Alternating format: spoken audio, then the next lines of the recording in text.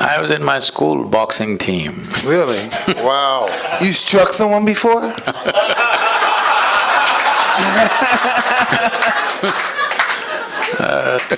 Well, this has been such a treat, and before we wrap this thing up, we have time for a few questions. All right. You, not you, them. No, I'm just checking if you Hi, thank you so much.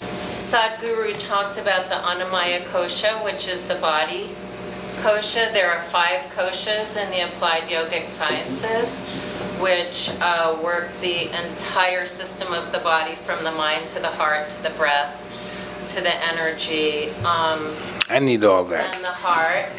There are thousands of years of manuals, from classical yoga, which is just meditation, to hatha yoga, to the tantrika, that provide ways of being that Sadhguru has expressed the top of tonight. So it's not an abstraction at all.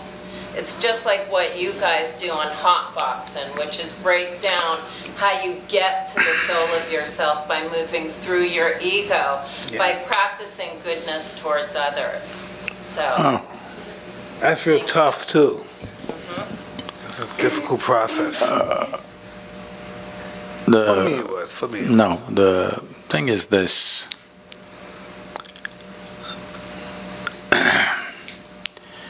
Well, just to explain this, Sadhguru means an uneducated guru. He is not a PhD in all these things. He is unread. I don't know any books. I just know this piece of life from its origin to its ultimate nature.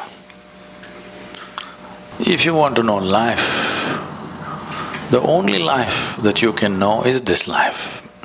You cannot know another life because you can only experience this one. Can you experience something else? You can only experience this life, if at all, if you experience. So, if you want scholarship, there are many things. But if you want realization, in is the only way out. He's already been espousing that. If you want scholarship, if you want PhD in spiritual process, that's a different matter, it's an academic stuff. But if you want realization, in is the only way out. Why do you think there are books about life? You should read a book about life only if you are not alive. Suppose you are not alive, then to know about life you must read a book. When you are the life, hello? The only thing that you need to do is turn inward. Inward means what? Right now the only way you are perceiving anything is through the 5 senses of seeing, hearing, smelling, tasting and touching. This is the way you know the world. None of these things are geared to turn inward. You can't roll your eyeballs inward and scan yourself. You can hear this, but you can't hear so much activity that's happening here.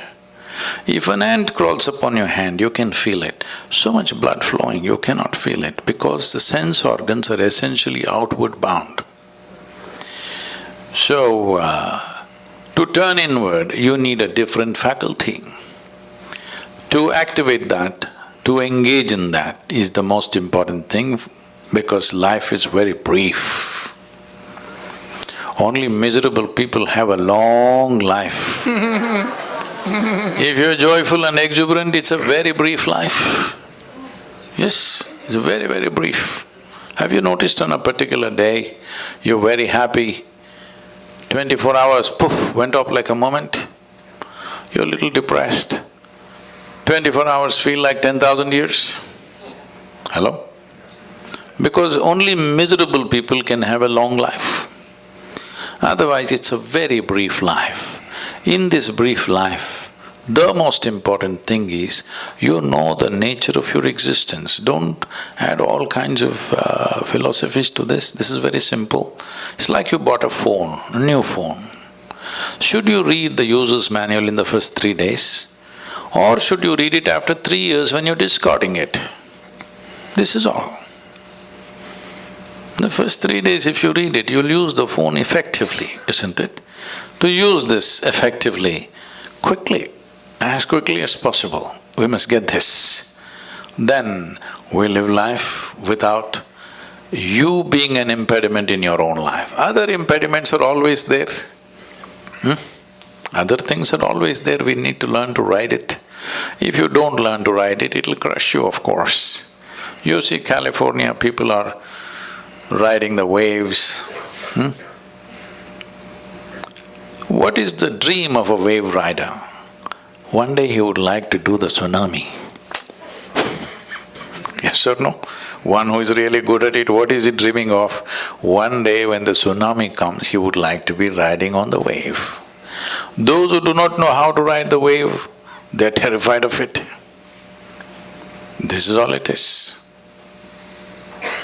The instruments of life must be in your hands. If they're in your hands, whatever life throws at you is not your choice. What you make out of it is your choice. This will not come out of scholarship. This will come by turning inward. This is why inner engineering. You engineer yourself the way you want yourself to be. I agree. What bothers you, and if nothing bothers you, why not? This is Jim Gray right here, sir, by the way. If you will make the word bother a little more clear, you mean to say why? What disturbs your peace of mind? Oh, nothing does. Because I have not given that privilege to anything or anybody that they can decide what happens within me. So anything that happens surrounding you or affecting you effectively doesn't bother you because you just don't, you don't what? What is the mechanism? See, it's just this. As I said just now, what life throws at you is not your choice. It throws all kinds of things. The more active you are, more number of things are being thrown at you. But what you make out of it within yourself is 100% yours, isn't it? Now, if you are a compulsive reaction to what life throws at you, then everything will bother you. Good things and bad things, everything will bother you. But if you are a conscious response to whatever is thrown at you, you will see everything is a certain challenge. Some we can handle, some we don't know how to handle. Some situations we know how to handle, some situations we don't know how to handle. So, are you a Superman that you know how to handle everything? No. This is not about being superhuman. This is about realizing being human is super. So it's not that you know everything and you can handle everything, no. Some you can handle, some you cannot handle.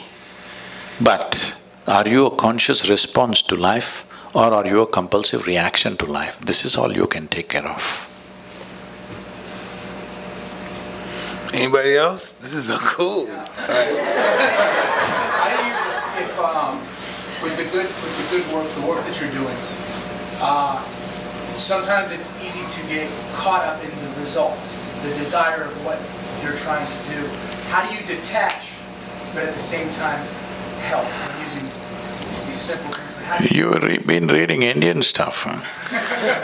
You've been reading Indian stuff, that's why this detachment and all that. Tell me, can you experience anything in this world without involvement? If you're not involved, how will you know anything? You cannot experience anything unless there is involvement. The more profound your involvement is, the more profound your experience of life is, isn't it? So where did this detachment come? This is because you got entangled and it hurts. Now somebody told you remain detached.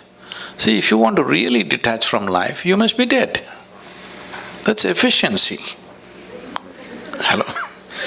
I was doing a program and this lady stands up to introduce herself. And she says her name and says, I've come from Singapore. In the last 2 years, I committed suicide 5 times. I said, stop. I said, at this level of inefficiency, you are not getting anywhere in your life.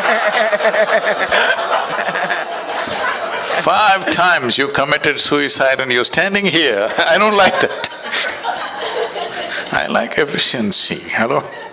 Whatever the hell you want to do, at least you must do it well. So, because you got entangled and it hurt you, now you're thinking detachment. No, without involvement you will not know a damn thing in this life. If you want to detach, the best thing is death, you're detached.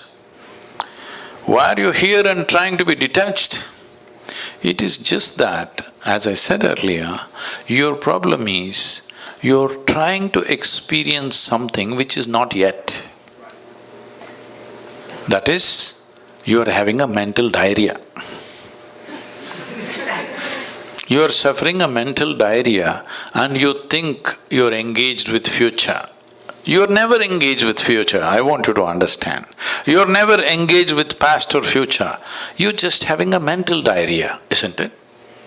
Hello? Right now, can you live what happened yesterday? No, in your mind you can have mental diarrhea and think it is actually happening again. Or can you live what may happen tomorrow? But you can have mental diarrhea and believe that actually you're experiencing it. Because you don't have a distinction between what is psychological reality and what is existential. This is the problem. You are mistaking your psychological drama to be life. Your psychological drama is not life. Right now, unfortunately, a whole lot of human beings have gone into this, they misunderstand their thought and emotion as life. No, it's just your thought and emotion, they're supposed to play the way you want. But you are playing the way they want.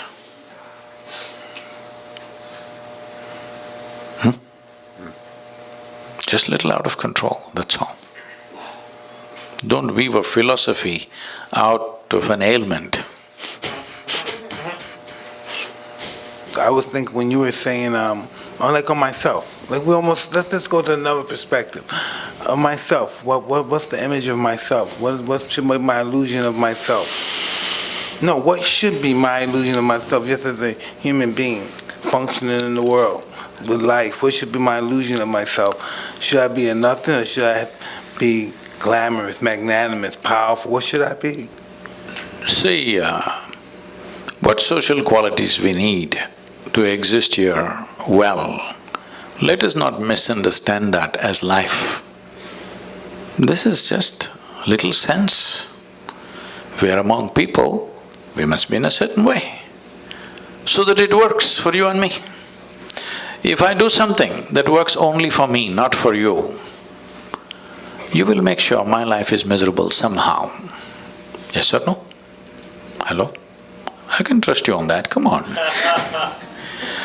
If every day we are transacting about something and I make my transactions in such a way it's only beneficial for me, not for you, will you make my life miserable or no? Yes. You will. This is the nature of coexistence. So when we are here together, it's important we function in such a way that whatever we do, it benefits both of us so that this transaction can go on. Whether it's marketplace or marriage, both the parties should benefit, otherwise it'll die, isn't it? So do not misunderstand this understanding or this simple sense as human nature. No, this is just simple sense. If you were living in the jungle alone, you would live one way. You live with certain number of people, you live another way. You live with a large number of people, you live completely different way. This is just simple sense of adapting to the existence we are. So, do not understand this as the nature of your life, no. This is just sense. Some people figure it out early, some people figure it out later, but this is just sense.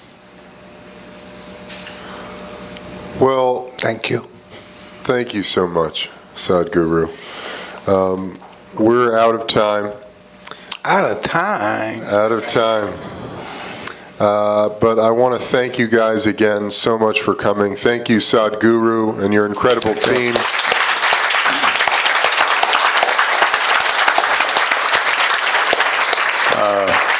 I would like to say it's wonderful to be here. I watched Mike fight way back, and this may sound little off, but at that time, there were no televisions in India. We used to get 8 mm films to play on the wall, project on the wall. So this would go cut like that, you know. He was fighting like this.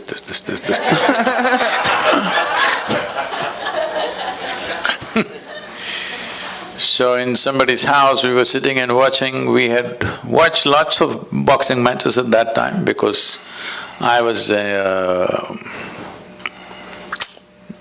I shouldn't tell you. I was in my school boxing team. Really? Wow. You struck someone before?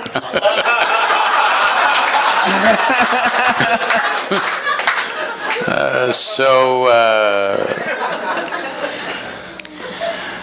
on that day, when I watched probably the first time when you won the heavyweight, when we saw that and much debate was going on, I said, well, this guy could rule the boxing ring if he only maintains his balance. Because I saw a talent which I was just watching your interview today, which I think you're that wonderful man who took you up and transformed a street brat into a champion. Yes, he did. Yes, he did. He did. So he saw the talent too, I'm sure, and that's why he invested himself. It's fantastic. It's just this. Every human being, many things are hidden within every human being. Not everybody, unfortunately, gets the situational opportunities to shine. It's happened wonderfully in your life. Well, other things have happened. Though you came up with utmost disadvantage, you turned that into a phenomenal advantage in some way. But I hope the next part of your life will be more enlightening and more contributing to everybody's life, because whatever talents we have, whatever intelligence we have, whatever capabilities we have, they will find maximum benefit to ourselves and to everybody. Above all, balance. If that one thing is there, everything else will find expression. If we lose that one thing, our talents and our capabilities unfortunately will turn against us. Right now, human beings are only suffering their own intelligence. If they had no brains, they would be fine. They're suffering their own intelligence simply because there is no balance. It is time that all of us in some way bring balance to ourselves and to the world around us so that human genius really flows without too much struggle.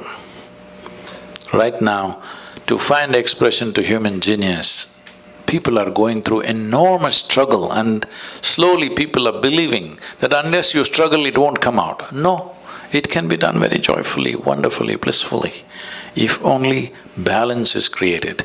So let's invest in this, that this generation and the coming generations are far more balanced within themselves. If this one thing happens, you will see an incredible generation coming up. Let's all be a part of making that happen, considering being born in an extreme disadvantage and how you turned it into what you did. At the age of 20, being a world champion happened in spite of all the disadvantages. So, all of us together should invest in making this happen for many, many more of the next generation. Thank you very much. Thank you. Thank you. Thank you.